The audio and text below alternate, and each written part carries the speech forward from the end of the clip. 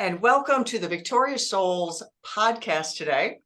I am delighted to bring my guest today, Dai Manuel. He is a super dad dating his wife with a lead by example way of living. I just love that. I mean, think about that. A super dad dating his wife with a lead by example way of living. Just pause and savor that for a minute. That right there shows you what is the priority of this man. Because then he goes into the things he does, that he is a digital thought leader, an award-winning author, a TEDx speaker, a distinguished Toastmaster, and so many more things. So I'm not going to list those all for you because we're going to talk about them, because he is an amazing gentleman sharing his story today of how he had to overcome something in his life like all of us do in some way or another. For those of you who don't know me, I'm Danielle Bernack from DanielleBernack.com. Love yourself from Survive to Thrive, that lady on the internet who loves you. Welcome to Victorious Souls podcast, Dai. Thank you for being here today. Thank you, Danielle. I've been excited for this conversation. I know we had a preamble about a month and a bit ago, and I've been looking forward to this. And you know what? I want to acknowledge you because I don't think podcasters, content creators, people that literally wear their hearts on their sleeves and create a space for these conversations to happen organically. I don't think it's acknowledged enough. And I just want to say thank you for offsetting that scale that we see in the world today. There's a scale, and we got positive and we got negative. And I'll tell you, the traditional media, man, that negative is like outweighing the positive. So we need more people like yourself leading the charge to offset those scales, and I think I'm seeing that tide change. And I just, I really honor that. And thank you. Thank you very much for the opportunity today. No, you're welcome. So let's get started. We'll start with a little bit of history of what was it like growing up being Dai Manuel? Oh, well, let's just go way, way back. Yeah, well, I go back as far as you want or don't want. So, well, I'm 46 now, and I was born in 1976. Just outside of Toronto, Ontario. And for those that aren't aware of Toronto is the largest city in Canada. And it is a lot of hustle and bustle, and there's a lot of suburbs, like a lot of big cities, they just sort of expand outward over time. And so I lived in one of the more suburbia of outside Toronto. We were about 45 minutes east of the downtown core. And, as far as back as I can remember, I knew I came from a household with a lot of love. And I'm very fortunate that way. Oh, yeah. My grandparents, they were there, they loved us. My mom's parents were deaf mutes.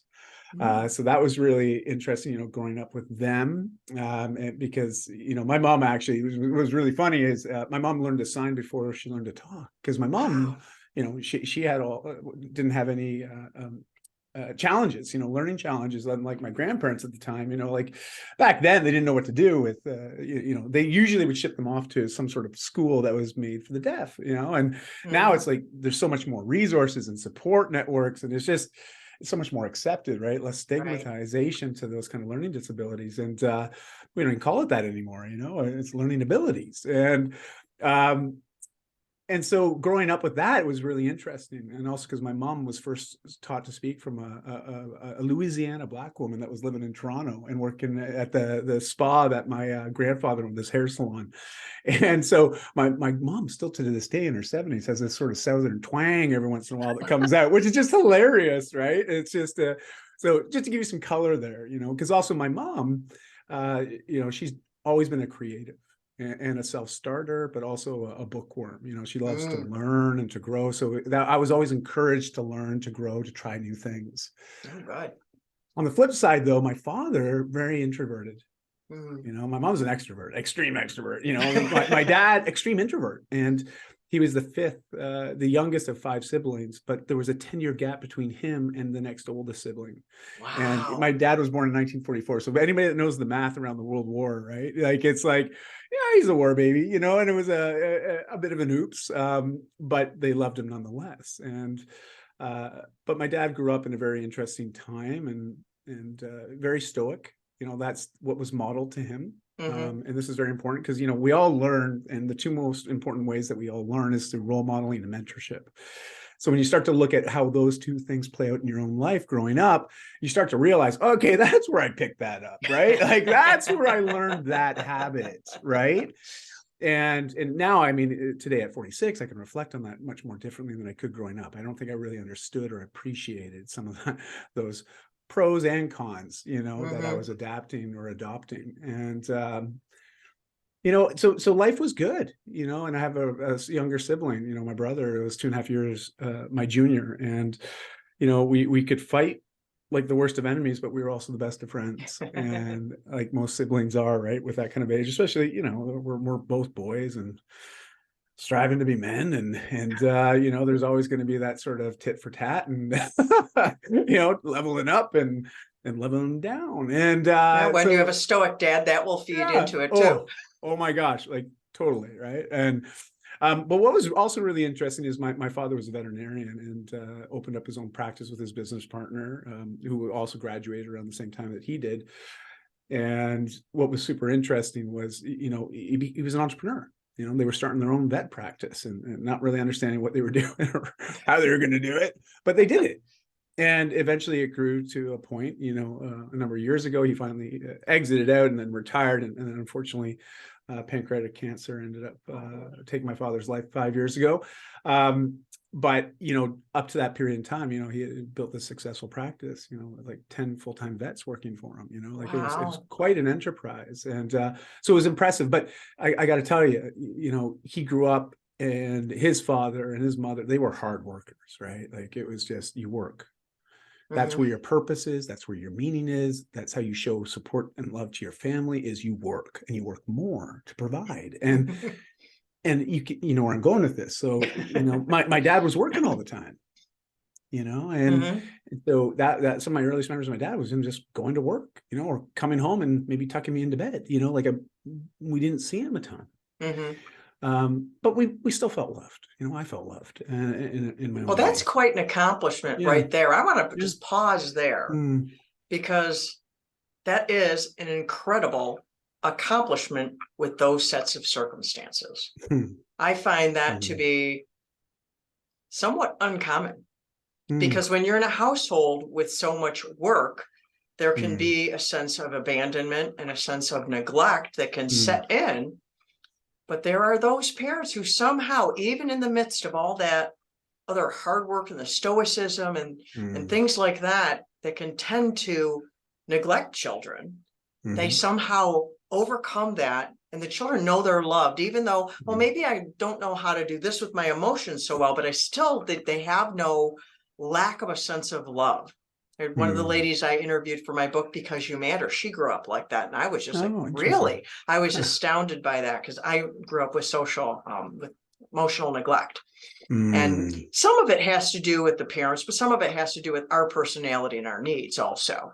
I mean, there's a whole kaleidoscope of how it all shakes out in the end.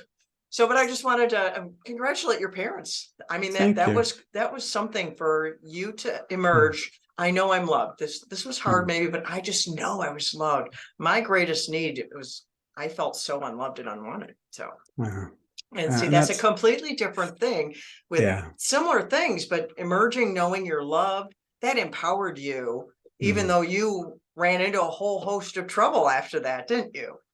Yeah. And to be fair, like my mom probably, no, I'm not going to say probably. Okay. She did. She doted on my brother and I, and, she really looked after us and ensured that we always felt loved, always had what we needed. We're always fed. Like, I mean, we felt very safe, and my mom also, she was a public health nurse, and so it also created a whole slew of stuff, as a nurse, and her specialty was in sexual education. So, we grew up being told about all the correct anatomical terms, and it was so funny. But whenever she always said, if you had a question, I was going to answer the real answer, and she just was like, boom, right to the point, and And so we always appreciated that. My mom always had a bit of a reputation. She was my own friends coming over to our houses would ask my mom questions, and she would just be like, "Here's the answers," like.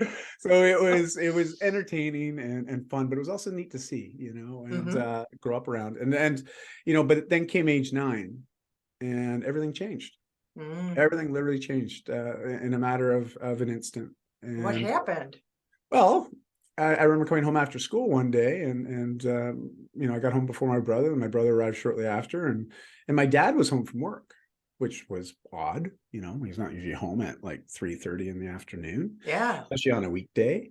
And my mom was there too, and they corralled us into the living room, which was again very weird, very odd. Yeah. Like No my wonder you brother and I, remember. like, And suddenly everything yeah. changed. There's like this Oh, line in the sand here. absolutely. But also, for my brother and I, I'm like, oh my gosh, are we in trouble? What did we do? Like, that kind What'd of you do? I that, didn't do it. You did it. I didn't do it. like instantly this sort of like a feeling of nervousness and anxiety starts Yeah. to well over myself. And my parents then proceeded to state that their relationship and their dynamics in the relationship had changed. And we didn't know this. Like, even when I think back on, I knew that they argued sometimes. I knew that there were some challenges, but you don't really know because my dad was always away, right? So it's like you just don't know. Again, I'm 9, right? I don't Yeah. really know, and You're not and paying so attention to your parents. huh, You don't know about huh, husband, wife. You know mom and dad. yeah, yeah, and some 9, close to 10, and they were like, we're getting divorced. And just to again put this into perspective, this is like 1985, 86, right? Like I'm like 9, 10 years old. And back in the 80s, I mean, one, we don't have the internet, there is a lot more technology advancing, and there's technology boom, the video games are coming out, movies are becoming very accessible in the home now, because of VHS, right? And it was just an interesting time. The personal computers were taking off. So there was starting to become more accessible information, but you know what? There was still heavily stigmatized, like especially around divorce and relationships ending. Like back then, there was one other kid in my entire class of 30 kids that didn't have his original parents together still. So, like, just to put it in perspective, where today, and I don't want to. I'm not here to talk about today as far as relationships are concerned, but the statistics are the opposite now, right? Like more relationships end in separation and divorce than actually succeed. So we have a lot more resources. We have more information. We have more support groups and professionals that know how to deal with this. And so again, I'm a child. I don't know what to do. I retract. I go inwards. So my world changed because my Your mom then safe had to go back to, world was no longer safe. well, because now, we were going to be with my mom full time. We would see my dad every other weekend, maybe occasionally for a quick bite to eat during the week. But, so it became even less of seeing my dad. Wow. So, when you think about abandonment, I don't think it was so much abandonment because I knew he was there, but I definitely resented my father. I thought he was the villain in the situation. And as such, we turned to our mom even more. And my brother didn't really have that same effect. Like he handled things much better than I did, but I really took it hard. And there we have personality differences. we do. And yeah, even to today, a lot of people will see my brother and I together and like, you guys are brothers, like we just they but you can see it. You can see the similarities, but just the personalities are very different. And anyways, I went inward. I started to look for ways to now cope with all these new emotions that were coming on and this sort of woe is me situation. And I was seeking instant gratification, and I found it. I found it by eating certain types of foods. I would feel better in an instant. My mood would change instantly if I ate something sugary, something sweet, something carby, something usually quite poor in nutrition value, but very high in calories, right? And but also on top of that, we had a video game console, we had home movies, and so I found that those little dopamine hits were also something that provided me an escape. And that became my main thing, was eating and then doing things that were very passive, playing video games, watching movies. So this continued for about 5 years, from about age 9 to 14, almost 15 years old. That was my regular. And listen, we all know sort of the tendency. I don't think I have to spell it out. I think people can already figure out, well, if you have that as your everyday thing, and I'm eating more than I need, and I'm not moving my body. It eventually got to a place where one day I was at the doctor's office with my mom and getting my asthma checked, because I developed asthma as a kid to certain animal dandruffs and whatnot. So I'm going in for that sort of annual test. And Dr. Quinn pulls my mom aside. He's like, Betty Ann, Dai's morbidly obese. And Wow. and I'm right sitting on the chair, like barely just outside the door, right? The door is wide open. It's like he knows I can hear, right? I know it. And I didn't know what morbidly meant. I didn't know what obese meant, but Mhm. I knew the way it was delivered and the It was just bad. yeah, I knew it wasn't a good thing, right? And Yeah. I didn't need to be told how I was feeling, because I all the typical cliches or stigmas that we associate with someone in that state of unhealth, I was living. That was just my life. I Hmm. remember going to phys ed class and yeah, always being picked last. And then even then, the people not wanting to pick me, it's like, oh gosh, we got to pick Di now. And I remember even going into the change room, and I would not want to get changed. Like I used to Yeah. pretend I was sick. I would avoid gym class like no end, because it was so demoralizing to myself. Yeah.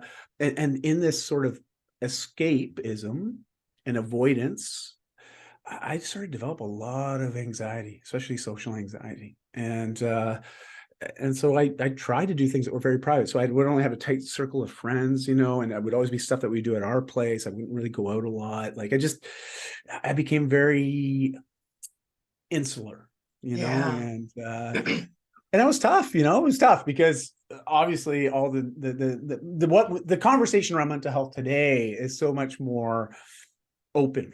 Hmm. So many more people having it, like just recently, I'm sure you were aware of it too, DJ Yeah. Twitch, right? Like it's like phenomenal, like what's happened with this celebrity, that a lot of people just were like, they had no idea, and this is very apparent, even with Yeah. this access to information, access to great networks. It's still a present challenge today as it was back then. It's just now we are a bit more aware, and we're a bit more open to having the conversation. It's less stigmatized. Hmm. And so back then, like talking about this stuff, forget it. No way. Like talking to even my best friends or my mom, like school counselor, like I wouldn't talk to anybody. I just kept everything Wow. inside. And so depression and that social anxiety, and yeah, I had some dark thoughts sometimes, really dark thoughts. Now I never acted on it, because to be fair, I was more afraid of that finality, Hmm. that idea of nothingness, that idea of what if there is no next step, and Hmm. so I never acted on it, but I did entertain the thoughts often. Yeah.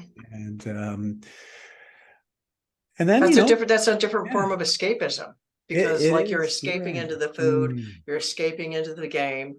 And so mm. suicide feels like an escape. It But feels like something you're in control of, right? Like just like I felt yeah. like I was in control of what I eat. I'm in control of this emotions that I feel when I eat, Yeah, and but suicide is yeah, like then you're not in control of what happens after. So no, I am thankful that you yeah. Thank you. recognized that Thank and you. didn't continue. So you are here today. Yes, yeah. Well, thank you. And yeah, it's yeah, when How you were long did talking all about of this this. go on? Because I know you got married, and then, I Oh, mean, how yeah. did that all Let me lead just tell into you. your adult life? Okay, well, Danielle, so as quickly as things sort of went off the rails at age 9, at age 15, I sort of had this, and to use a term that I've heard you use, this sort of awakening, and it really was kind of like that. My eyes became very wide open to the fact that the only person that could actually change my situation was me. Mm. Like just becoming very aware that, oh gosh, this didn't happen overnight. Hmm. This has been a 5-year journey, Hmm. one step at a time, and really one bite at a time, like that's really what it was. Like it was Hmm. 5 years of this sort of poor health habits compounded day after day after day, and not in a positive way, right? It's not like compound interest. We like compound interest. No, this is compounding calories, right? And Yeah. and not healthy ones. And I sort of had this realization one day getting out of the shower at my dad's place. Like, and it's the weirdest thing, right? Like, I used to have a hack, okay? And there might be people that can relate to this, all right? Like, because I feel the anxiety still today, what people undergo with just the fact that we have high pixel phones in our back pockets and everyone's got one now, Like, back then, if we had that, there's no way I ever would have left the house. I'm just being honest. Like, just that the idea, because there's very few photos of me at that period of my life. Very, very few. And Yeah, there are many people in my generation like, I'm so glad there was no such thing as Facebook.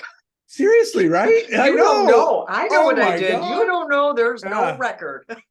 It's like, I know we talk about, AD, right? Like after whatever, after God, and BC, before Christ, right? Like I think it's before Facebook now, right? It's like BF, like but it was hard, but yet I would have these showers, and I knew that if I stayed in the shower just a little bit longer and I turned the heat up really high and I just waited a few extra minutes, that by the time I get out, the mirror will be all fogged up. It'd be covering condensation. So I wouldn't even have to look at my reflection. Okay. Like, this is how bad it was. Like, Wow. I avoided acknowledging how I was. And I tried not to ever even admit that I was in that state of unhealth, like it just avoidance. It was an avoidance lifestyle. All right. Because I couldn't deal with it. I just couldn't accept it. And that morning, my dad's rushing my brother and I to get out. I don't even know where we were going. We might have been going bowling or something. I honestly have no idea what we were doing, but my dad had plans that Saturday morning. And so I was in the shower and he's knocking on the door. He's like, we gotta go, hurry up. And so I got out. And the mirror wasn't covered in condensation. It wasn't all fogged up. And I was like, in my peripheral here, trying to towel off, and I could just see my side view there, right? Like I could see my reflection. And I don't know why. I have no idea really why, but I turned and stared at myself in the mirror. And then I proceeded to do the whole gaze, working my way down my body. And by the time I brought my gaze back up to my eyes were red, and it was like Niagara Falls, right? Like it was just like ugly crying. Okay. Like it was just, there wasn't anything pretty here, but it was cathartic in itself. It was like this ultimate release of these emotions I've been harboring and holding back. You let And the morning out. well, it was, I let something out, and I all of a sudden, it wasn't so much like I felt better, but I definitely felt some relief. And in that moment, I also realized, geesh, if I don't make some changes now, I'm only 5 years away from being 20 years old. I'm getting, and I was already thinking about having my own life and moving out, and maybe there's post-secondary, like, you start thinking about that stuff when you're a teenager, right? And I started thinking, well, it's like, well, if I keep doing what I'm doing right now, I know life isn't going to be easier than it is right now at 15. And at 15, it feels pretty hard, and so it was this realization that if I don't change now, it's not going to get easier. And if I'm perfectly honest, I was actually more afraid of not changing than the idea of changing. Wow. And that's when people change. Like Yes. Tony Robbins he's famous for saying, I believe that we change when the pain of change isn't as hard as the pain of changing. I know I mangled his quote, but the thing we have to have, the one pain has to become less than the other, because people don't change because it's going to hurt. Yeah. Well, it's going to hurt to stay the same. So which pain do you want?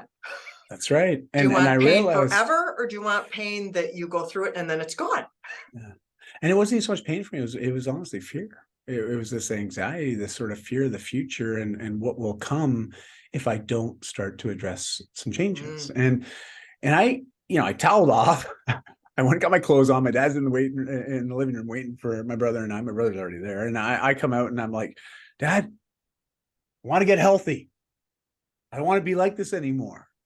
And my dad, I still give him full credit for this. And my mom too, because she was also supportive. But my dad in the moment, he was like, what do you want to do? He's like, whatever you want to do. Sure. Like, because full disclosure, in those years during that 5-year period of unhealth, there was lots of times that my parents came to me and offered different types of support. They offered to get me a personal trainer. They offered to hire a dietitian to help me. They offered for me to take like martial arts classes, there was all these offers and these suggestions and they were trying to help me with navigating these changes. But every time they came at me with one of those suggestions, I was like, you don't think I'm good enough the way I am? Like that's what I heard. Okay. I wasn't hearing, oh, we love you. We know that you want to make some changes, like it was like, and that's just how I felt. And I'm sure there's Right. a lot of people that can relate to this, those loved ones in our lives that love us no matter what. They come to us, they see us hurting, and they're like, all they want to do is help us feel better. And I just took it as an attack. I was like, oh, you don't think I'm good enough. And I would act out, and I would do more of the eating, more of the video games, Mhm. more of the movie watching. That's all the And trauma response, the yeah. undealt trauma of your parents splitting up. It Hmm. traumatized you for you It to really act did. out. Yeah. And then because it was not dealt with, every time it was addressed in a way that wasn't dealing with it, but try Mm. to like change it into something else, you pushed back. It makes perfect sense until It you does. had that Mhm. ugly cry and you mourned over Mm. something, maybe maybe a whole host of things, but that dam broke that day and it brought change in your It life. did. It was the beginning of the change. It really was. It really was. And in that moment, my dad was like, "What do you want to do?" And I was like, "You know what? Can we get me a bike? I wanted a bike." Because I remember as a kid loving to go out on my bike. I had an old BMX bike back then when I was a kid, and I used to love just going out and riding my bike. Just being Hmm. active, and I just enjoy being outdoors. And Yeah. and he's like, "Yeah, let's go get you a bike." And we literally went and bought me a bike right then and there. And that afternoon we came home after whatever we did, and I went for a bike ride. And the next day I went for a bike ride, and the day after that I went for a bike ride, and I just started getting active. Started moving my body with a little bit of purpose, and my purpose Hmm. was to be healthy, to feel better, to think Hmm. differently about myself. That was Wow. my intention. And but I knew I'd have to just keep repeating that. And then I needed education too, right? Like I needed to understand, how do I eat? How Yeah. do I eat to be healthier, to be different, to lose this weight? Yeah. And I went to the library and I got books out, on nutrition and fitness and all sorts of stuff. And my kids still to today, they're like, "Dad, why do you just Google it?" And I'm like, "Because I'm older than Google." Like, they're smart asses. But either way, like uh, that was what I did. And Yeah. I started to learn, and I started to grow as a result of learning and developing this inner self-confidence that I could do this. And the confidence really became set, like cement sets. It takes time for cement to set and then Hmm. dry and then to harden. Well, just like any new habit, it's the same sort of process. It takes a lot of repetition, a lot of frequency. Definitely takes some discipline to keep doing it, because it's very different than what we were doing before. Yeah, but We you always want took to go back to, ownership of the yeah, change of direction. It's yeah. like you were going down the freeway in one direction and you Mm. took ownership of your life and turned around and was facing the other direction. You had to continue Definitely. to move down the road in that Oh direction, like yeah. you're saying, but you took ownership of that. You like, let's turn this bus around.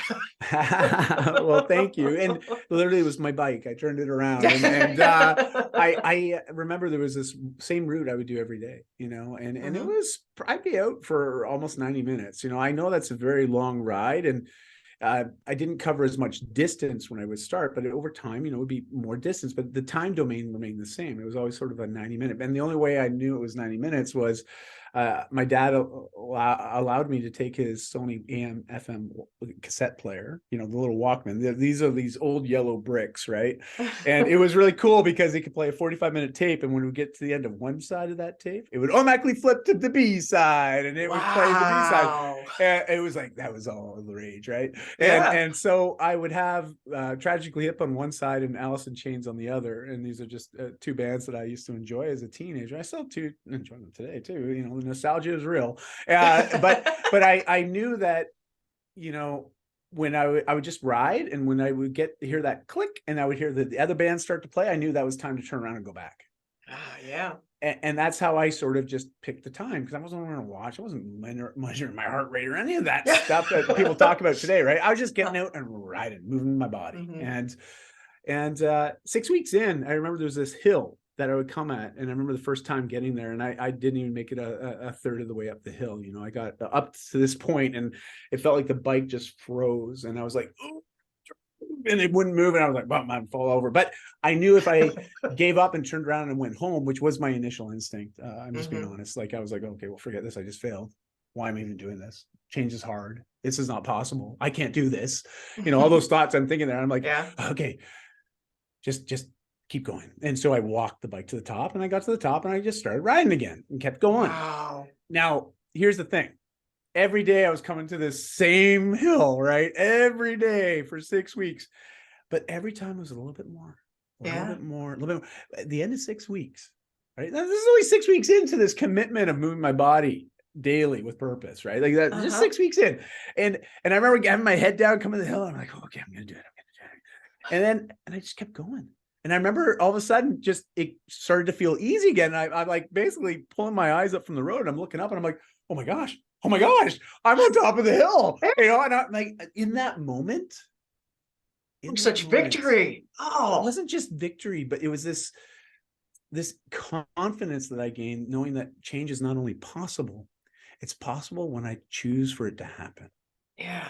And that is the confidence I gained, and the lesson that I learned that day. 6 weeks into this commitment in my 15th year on this planet, wanting to overcome this state of unhealth, this morbid obesity that I had accumulated over 5 years. Now, just to be full disclosure here and complete transparent, it took me 5 years to put all that weight on. And it took me about 2 years to take it all off, but that's okay. By 17, I was starting to be more fit. I started doing some more resistance training, like weight training. I was more active. I was doing hiking. I had a friend that was into rock climbing. So we go to this indoor gym out in Toronto. And, so I started having this sort of confidence that I could try new things. Yeah. It's Because I had this healthier to take it physical off life. slower. You don't want to take 5 years off in, 6 months. That's not gonna be healthy.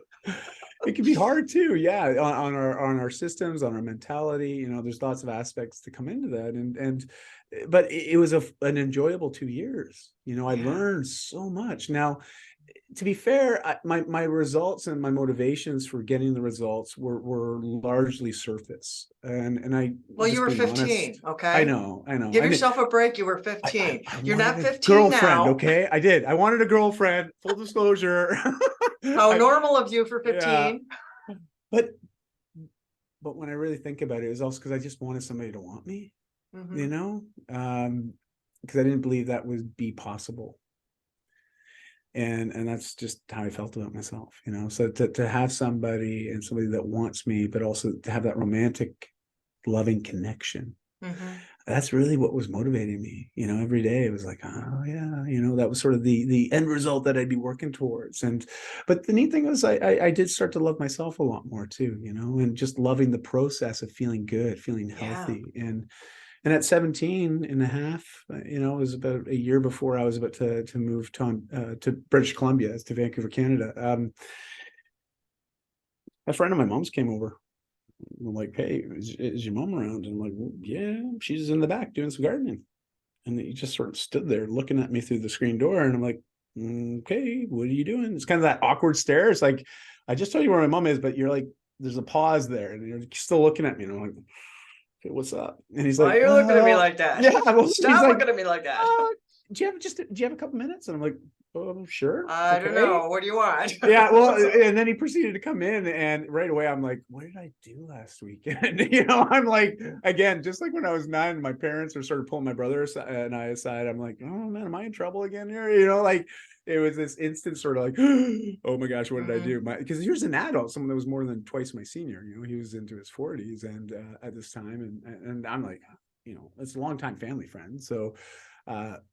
There was definitely a lot of comfort there. Like there was an ease to talk to him, but he sat down and I sat down and he just instantly opened up and started sharing about what he'd observed in me over the last couple of years, how I'd gotten really healthy and just changed so much, and that he admired that and was impressed by that. And he then asked me if I could help him make some health changes. Now, you have to understand, at 17 years old, like this is the first time where I felt like I actually have something of value to offer and I can help somebody. And you know what, Danielle? I freaking loved it. I loved it. That interaction made me feel so fulfilled. I was like, this is got to be what I'm meant to be here for. Is to help people with these types of changes. And literally I got bit by not only the coaching and the mentorship bug, but by the change bug, this ability to help other people navigate change. And so for the rest of my life, from that age of literally 17, almost 18 to now at 46, I've been doing that in some fashion or another. And I envision I'll do it till the day I depart this mortal coil, like I don't anticipate ever not doing it.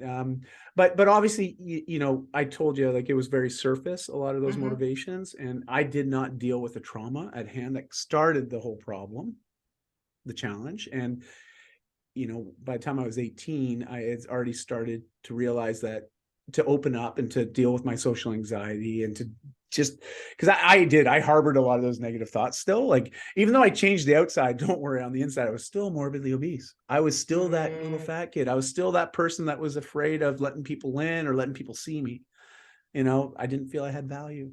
And as such, I discovered early on, when I started getting invited to be more social, and to, I had a girlfriend, and I was getting invited to go to parties. If I had a couple drinks, I could be anybody I wanted.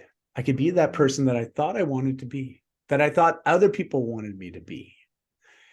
And that's going back to that trauma, because, oh yeah, well, totally. why aren't they together anymore? And I need to make sure I'm whatever I need to be so that I don't get thrown away like that. And I just wanted to be accepted. I wanted people to want me and like me, because I didn't like myself a whole heck of a lot still, and alcohol just was that gateway to that I believe would allow me to be that person. And it just became a big part of my life. Alcohol, I developed a really poor relationship with it. Now, I was always known as Fun Guy Dai. So those that have maybe heard my TEDx talk or seen the TEDx talk, I talk about this period and just how people referred to me. Like, I was a very jovial drunk, let's put it that way. And I was also somebody that would always want to buy the drinks for everybody else, because that gave me permission to drink more. So I was always very lively and positive, and but I abused alcohol. I really did. And it wasn't a great thing to be modeling, especially as I entered into entrepreneurship in my 20s and started to build a company with a business partner. And, we were scaling, and, just, we grew that business to 8 figures a year, and, wow. And you got married in there too. I also, found my wife. We connected, we met, we started having kids young. I was 26 when my first daughter was born. And, it was a bit of a whirlwind, but all still while having this sort of double-edged sword, and this poor relationship with alcohol. But I was very functional. People accepted it. They actually more than accepted it, they expected it. This is something I didn't realize until I was in my early 30s. And there was this moment, and I was like, in my early 30s, this is going back 14 years, almost to the day, 14 years ago. My wife sat me down, and it felt very eerily like that moment when my parents sat me down at age 9 to let me know that, this is the end of it. Like, we're separating and divorcing, but don't worry, you'll be okay. Like, like it's felt like that sort of setup, because my wife sat me down after a night. I don't even remember how I got home the night before, if I'm perfectly honest, and I woke up on the floor beside the bed. Like, I'm embarrassed to talk about this, of course, but I'm not ashamed about it anymore. It's just, it is what it is. It happened. I'm not going to deny it. But it was, well, it happens to other catalyst, people as well. And that's why we share stories like this. Like, in one of my books, I shared the story of a meltdown that I had. It was a night before. I didn't remember a thing. The next morning, I'm like, I called 2 people to ask them what happened last night.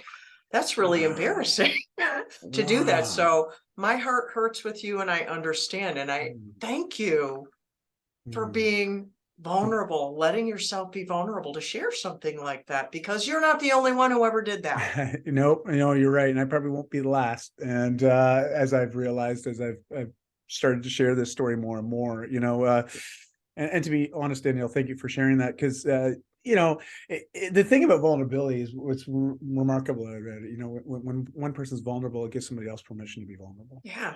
It invites them and says, hey, this is safe. It's okay. Yeah. Because it is a huge extension of trust as well. Yeah. And so there I was, waking up on the floor and not really understanding how I even got there, to be frank. And, this is almost noon at this point. the next day, and my wife and my kids are downstairs, and my wife was unloading the dishwasher to the extent that everybody in the neighborhood could hear she was unloading the dishwasher. So, yeah, let's just say she was unloading it with a whole lot of passion. Okay, and I get it. Yeah, and so she woke me up for sure. And I made my way down, and she just motioned me to the table. And the kids are watching Dora the Explorer in the living room, and I'm sitting down at the kitchen table with her, and she's like, you know, this has got to stop. This is not a healthy environment for our girls to grow up in. You know, this is not acceptable anymore. You know, and my kids were both under the age of 6 at this period, and the craziest thing was, Danielle, I realized in that moment, there wasn't anything I could say that could defend the way I was being. You know, like it just, I knew deep down it was like, she's right. This is when you get out of the shower and it's not fogged up on the mirror anymore. Absolutely. This is And another one of those moments. For me. Yeah. She was the mirror for you. She really was. And you know, we both proceeded to cry, and you know, because we both love each other very much still, you know, and at this point we really did. And that wasn't what either of us wanted, but to be fair, I know why she wanted it at that moment. You know, I knew why she wasn't willing to accept it or to enable me any longer. And she asked me a question. Now, this is, if there's anybody that's listening or watching this right now, like, this is the question, okay? Like, this is the takeaway of this whole conversation, because I think this is the most empowering question I've ever been asked in my life. The turning point of when you took ownership was this question. This is it. Like, this is where everything changed in an instant, you know? And my wife asked me, she says, Dai, are you being the type of man that you'd want your daughters to marry? And I don't know, it's not a very complicated question, you know, but it was like this instant high beam shone upon me, you know, and just every dark crevice was now illuminated. And I was like, oh boy. Wow. No, because again, I mentioned at the very beginning of our conversation today, the two most effective ways we all learn is through mentorship and modeling. I was not being a good mentor to my family, you know, but also what I was modeling every day, that's not okay. You know, especially if I'm modeling to my girls, my kids, you know, this is what a man is. This is what a husband is. This is what a business owner is. This is what a community leader is. You know, like that's what I was modeling. I was saying, this is all part of what's okay. And it wasn't okay. And it was just, it was a bit reactionary. It was a bit fear-based again, just like when I was, you know, almost 15 and I was making that change out of fear, because I was more afraid of not changing than changing. And right again, yes, absolutely. I was more afraid of losing my family, because I knew if I lost that anchor, I was going to be adrift. And I have no idea where I would have drifted. Would we be talking today, Danielle? I can say 100%. No, we wouldn't. 100%.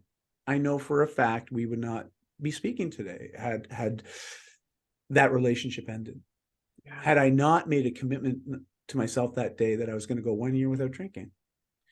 You know, now it started as a 1 year commitment. I just want everybody to know this. That's all it started as. A lot of people just, they presume that I'm, you know, a lot of people presume when I share with them that I don't drink, they just presume that I must be someone that's in this 12-step program, you know, or something along those lines, that I was an alcoholic, or I was, it was none of that, you know. It was a habit. It was a habit, but it was also, it was a value proposition. Like I valued the way that I was perceived when I drank more than how I was perceived when I was with my family. You know, like it was a value, and I was valuing alcohol and the person that I felt that was who people wanted more than who I was actually wanting to be myself, and who I always strove to be. It was just a simple value equation, you know, and you know, and I sat my kids down, I sat my wife down on the couch. I'm like, I'm going to go 1 year without drinking. And my daughter Chardonnay at this time had a very weak, her left eye was very weak. And so she had these corrective lenses on, like these massive Coke bottle lenses, right? And so it made her eyes like 10 times larger, and beautiful blue eyes, just staring up from the couch. She's like, okay, Daddy, so no Coca-Cola, no soda. No. Like she starts lifting off all these adult drinks, right? And Yeah. we'd refer to it, and I'm like, it was this moment where like, no, like adult drinks, like the alcohol drinks, and she's like, oh, okay, like, so she wanted to qualify because she was thinking coffee as well and tea, like things that we would often say to them, no, this isn't for you when you're older, like, Yeah. but that moment of lightness in this moment of heaviness, Mm-hmm. it was such a beautiful contrast. Yeah. Like we all smiled and we laughed. My wife and I looked at each other and we laughed, and we're like, you know what, it's going to be okay. In that moment, I knew Hope rose up. it was The sun in that came up. moment. It was, and it's the hope from the mouth of a babe, right? Mm-hmm. Like it's wonderful, that innocence and that perspective, and so that started 1 year of me going with no drinking, and I thought it would be challenging. I didn't know how challenging. It was really hard. Like within 3 weeks in, it was really hard. Like the longest stretch I'd ever done without alcohol from the time that I was about 17 and a half to that point now at 33, it's like 16 years, was a month. I'd done the sober January, right? Like dry January, like that kind of a thing. I'd done a whole month at a time, but I'd never done anything longer than that. And so this is going to be a stretch. And 3 weeks in, I was already feeling like jonesing and just realizing that a lot of the social circles that I had that would have been supportive, I realized they really didn't understand what I wanted. They valued that other person that I would often become when I drink greater than the person I really wanted to be. I always wanted to be, and especially for my kids, for my wife, for my family, for myself. Like I grew up with a lot of really strong values. My parents were really good that way. Like I don't come from a broken household. Like, I mean, sure, we had our challenges. Yeah, absolutely. All families do, but there was still a lot of love there. It was safe. There was a lot of care, like, and yet, there's those moments where just things go different, and maybe not to the way we planned it, but I grew up with these strong morals, and ethics, and I always felt weird when I would drink as such, because I wasn't acting as the person I always wanted to be, right? I was acting as who I thought everybody else wanted me to be, and that inner conflict it creates is really hard to deal with, and I know a lot of people struggle with that, and believe me, I feel you, but it's going to be okay, And so I realized I needed help, Danielle. I needed help. And it was about a month in, and I just dumped everything on my wife. Like I shared everything. It was the first time in our relationship I truly got vulnerable and shared everything that I was feeling on the inside. Like even up to that point, I don't think any period in my life to that point, in my first 33 years of life, I had ever truly opened up and shared the heaviness with anybody. And she was so good about it. Like she definitely shouldered that for a moment, but also realized, I can't be the person to unload this for you.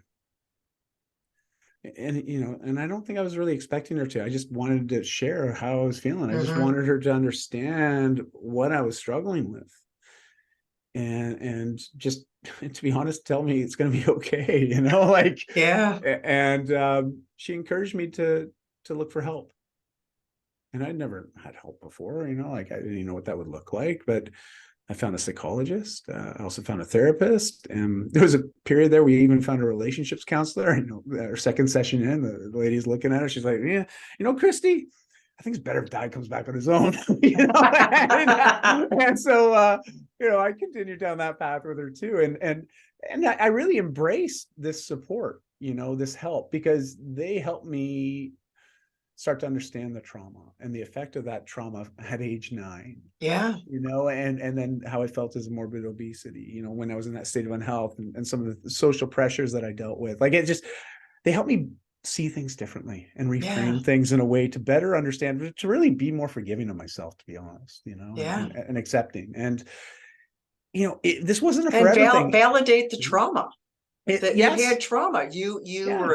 You were a child. I mean, 9 is a child. 15 is still a child. Our prefrontal cortex is not complete until we're 25. So all of Mhm. that, you were not done growing up yet. So you Mhm. were reacting to this thing, and you Really didn't have was. the help until you got the help to be able to process it.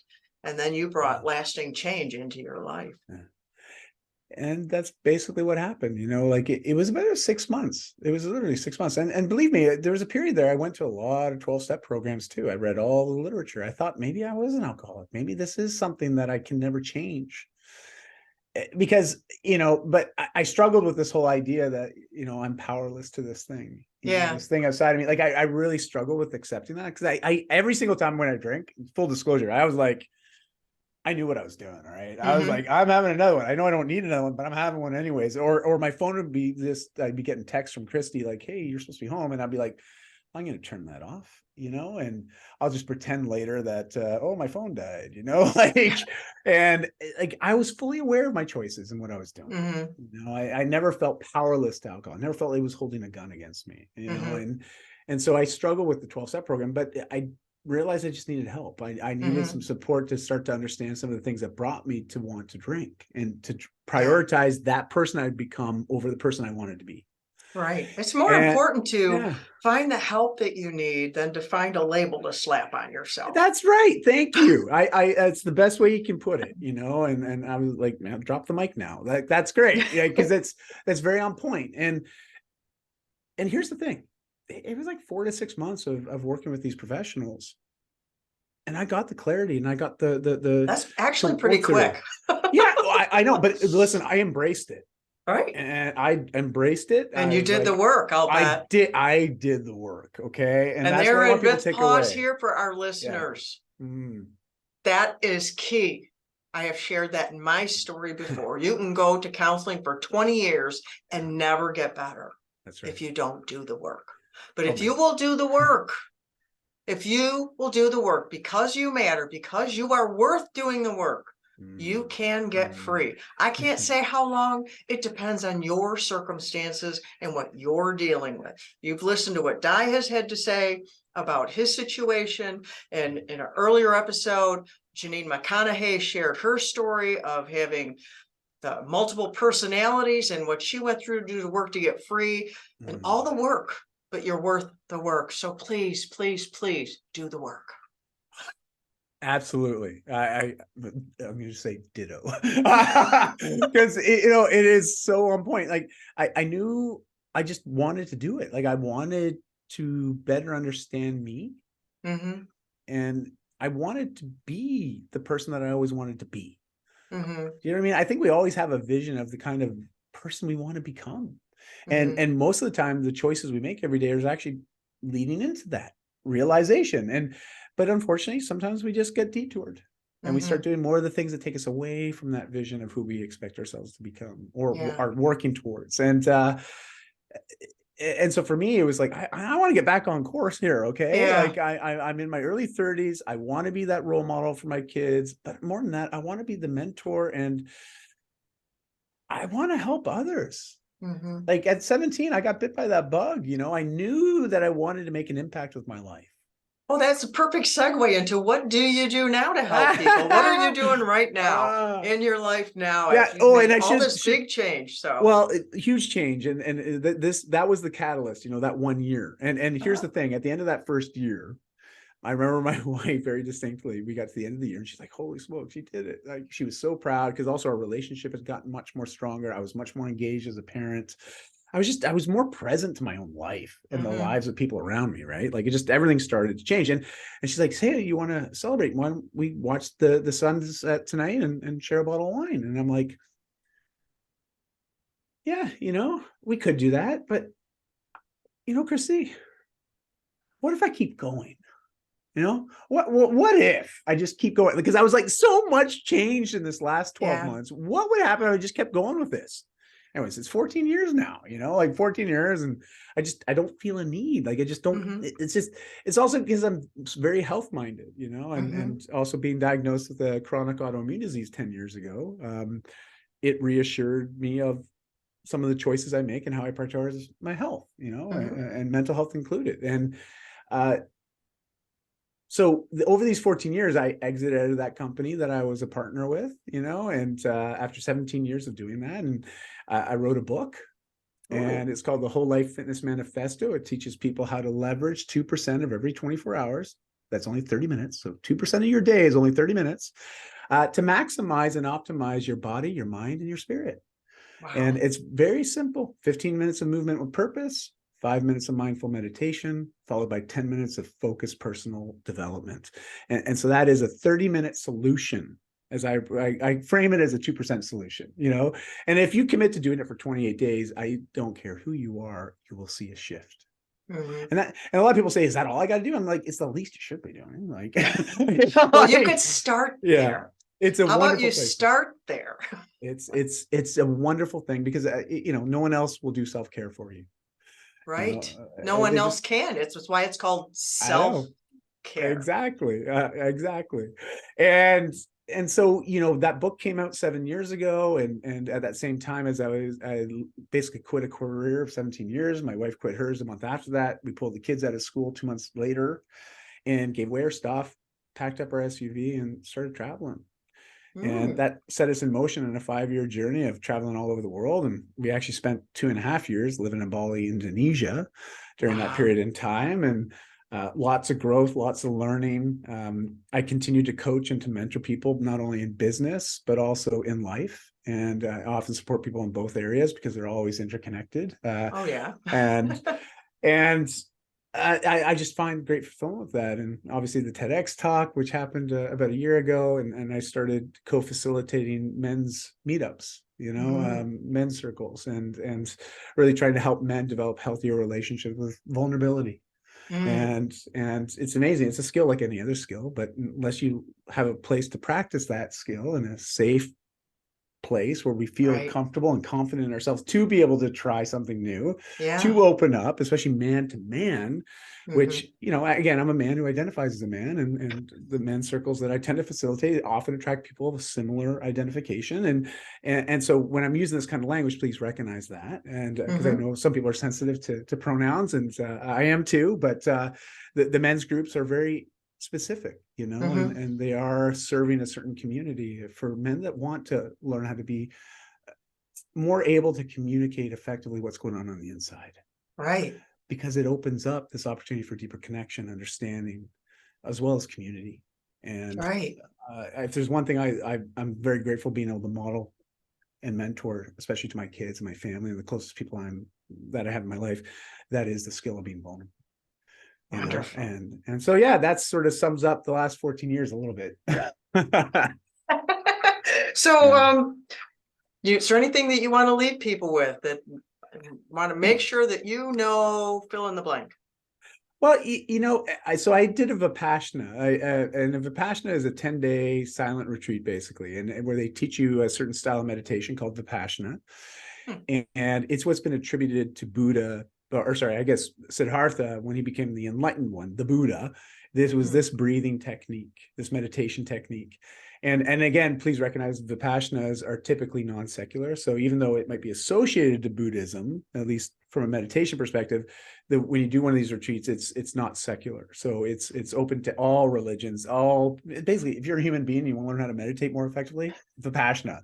And the beautiful thing is it's a nonprofit organization and it's all volunteer driven. So it's fully accessible to anybody, as long as you can create space to be offline for about 10 days, right? And because there's no electronics, there's no writing utensils, there's no nothing. Like, you are unplugged so you can plug in, okay? And it was one of the hardest, most challenging things I've ever done in my life. And yet also one of the most, for lack of a better word, enlightening moments of my life. And but when you take time like that, that you pull away from your everyday and go into such an extreme difference in some way and unplug. My son did something like that. It was called a quest. It was Christian based, but cool. It was with men, and they went out into the woods, and they had, I think, tents or cabins or something, but they were unplugged for a week, and to, learn about themselves and about God. So it was a similar kind of thing, but it's a life-changing experience when you pull yourself away like that.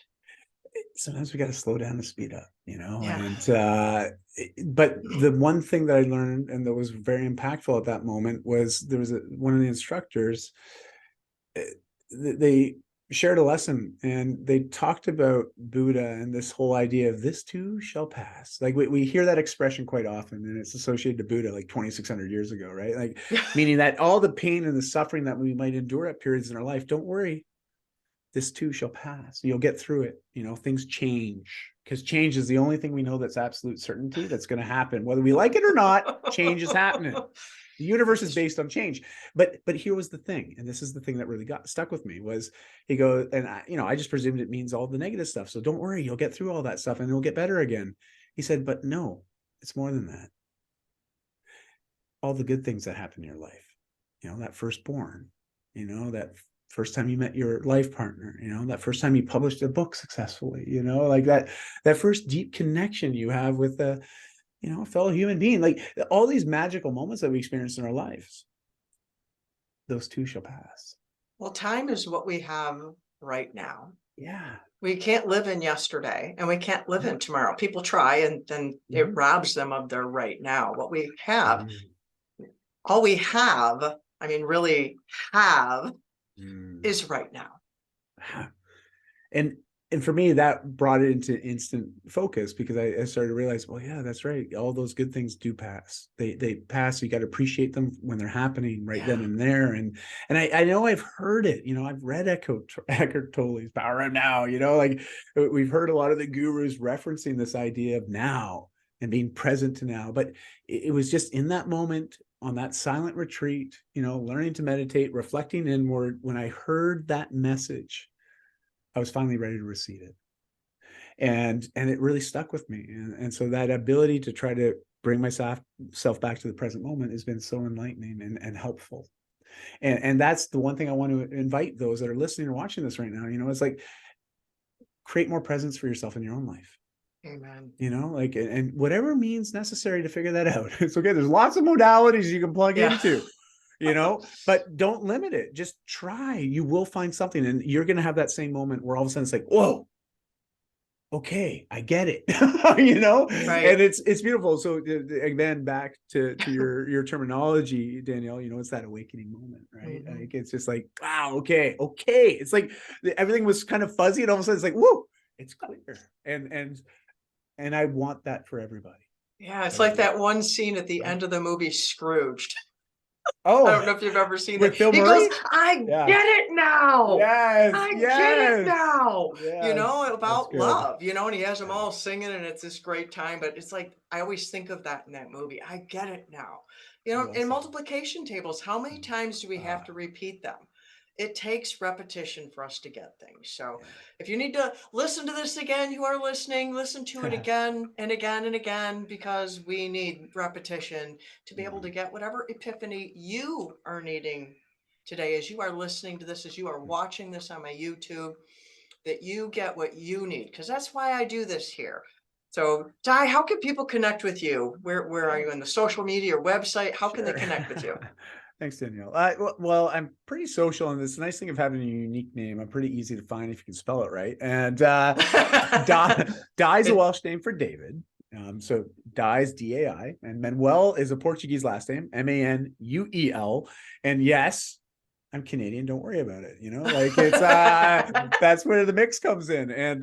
But if you can type in my name into pretty much every social network, you'll find me. I have my own name locked in, loaded on all the social platforms, but I'm most active on Facebook, Instagram, as well as LinkedIn. So it's a great place to start. And my website's daimanuel.com. About 1,800 articles I've published over the last 15 years. And it's a great place to just start to self-educate a bit, learn, grow, implement. Amen. Do the work. That's where wisdom comes from, that, right? Yes. We can gain knowledge, but until you apply the knowledge, it won't become wisdom. Right. So yeah. And Danielle, thank you again for today. It's been wonderful connecting with you, and I have really enjoyed this so much. I just love it. It's been great. Oh, just thank you for being with us today. And our listeners, thank you for being with us today. We went way over what we normally do, but it's like we had 2 victories to overcome. We had a teenager that overcame, but then there was another layer. And how many of us have that, but we don't recognize that? So take a look at your life, quiet yourself for a little bit, and find the way that you need to get the victory in your life. And so until next time, I'm Danielle Bernack from DanielleBernack.com. Love yourself from Survive to Thrive, that lady on the internet who loves you. Bye-bye.